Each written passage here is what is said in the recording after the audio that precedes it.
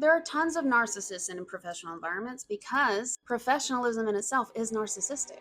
Professionalism relies on a set of very narrow cultural norms that do not fit most people. It's norms that cater to the upper class, pale, male, neurotypical, able-bodied, etc. And in my years of researching social class mobility and workplace experiences, even white dudes from poor backgrounds hate professionalism. Because the idea behind professionalism and all the unwritten rules it entails is that there's one right way to be, and that in itself is narcissistic. That one culture is dominant and the others need to conform to it, or it's their fault. Bell Hooks talks about how this is a racial issue as well. She talks about how whiteness is inherently narcissistic. How the hell do you take over other people and say, well, you civilized them when they were doing their own thing? And we do this at work all the time. And this breeds bullying towards anybody who doesn't fit those norms, even if they're trying, because all of these norms are unwritten.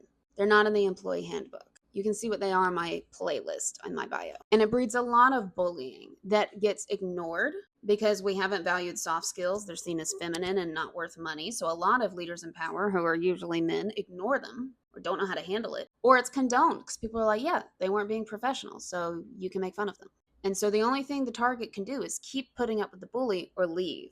And they often leave even if they love the job. And so then you have an organization full of bullies. So who do you get to promote?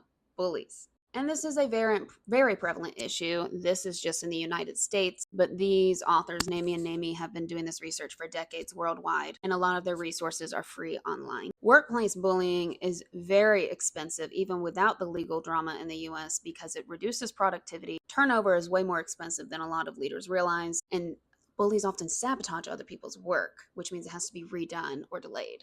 I'll be talking about this issue specifically in my upcoming book that's out this fall on the unwritten rules of work. It'll be in the chapter on the unwritten rules of workplace boundaries. I've released a different chapter for free in advance. You can get it on my website. It's not the one about bullying, it's about indirect communication. If you want to see more about the other unwritten rules, check out my playlist in my bio.